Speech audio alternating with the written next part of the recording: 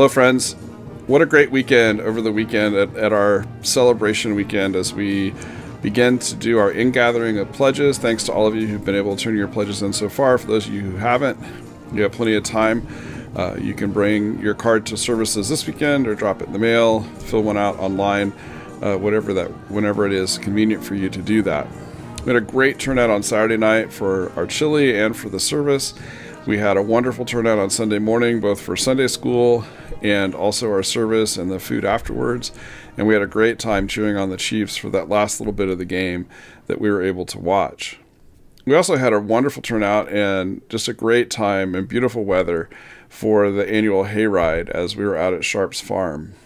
And I was thinking a little bit about how all of that woven together and just what great energy we had as a congregation and where we are. And in that theme that we chose, that Steve and I chose this year for our campaign, that Forward in Faith, how much this weekend symbolized that in so many different ways.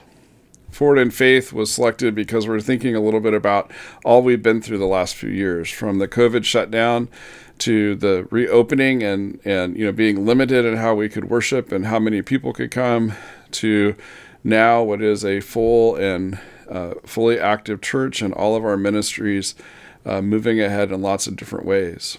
All that time really changed us as a congregation.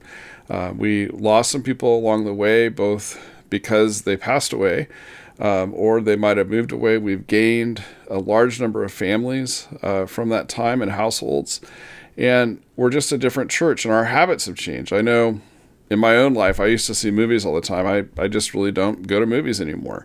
And so for a lot of us, our habits have changed. And as we move forward and as we have faith forward in our life, we might think a little bit about what we're called to be and to do in the ministries at St. Thomas. Our stewardship campaign includes both the pledging part, but also our time and talent. And so this weekend, we gather for our annual ministry fair, and our Invite Welcome Team Connect has done just a great job getting everybody ready. And our ministries are preparing their displays for you to learn a little bit about all the different things that have been going on here at St. Thomas, all the ways we reach out to the community, all the ways that we celebrate God and worship, and all the ways that we serve both each other and those that we encounter. And so I would encourage you to come to any of the services this weekend and take some time after the service to walk around and read a little bit about all the different things going on here at St. Thomas, to learn something about ways you can be involved, and then to sign up. Even if you know what you're going to do, I'm always a lecturer and I always do this one ministry. You can just go ahead and go through there and sign up.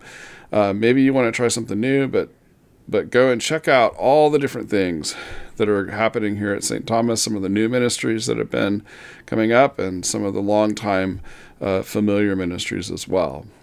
I want to thank the vestry and many other leaders for their willingness to make these things happen, whether it be from cooking the food to preparing the mailings to getting the tables ready this weekend. We couldn't do it without the Tom's Helpers and their leadership, or the Invite Welcome Connect team, or the Altar Guild setting up for all of our services, or our ushers, or choir members, or members of the praise band, or our greeters. I mean, the list goes on to all the people that help make this happen. And so I'm just really grateful to them. But again, thanks to all of you for your steadfast support of this congregation as we continue to move forward in faith. And I hope to see you this weekend at our ministry fair. God bless, and may the saints go marching in.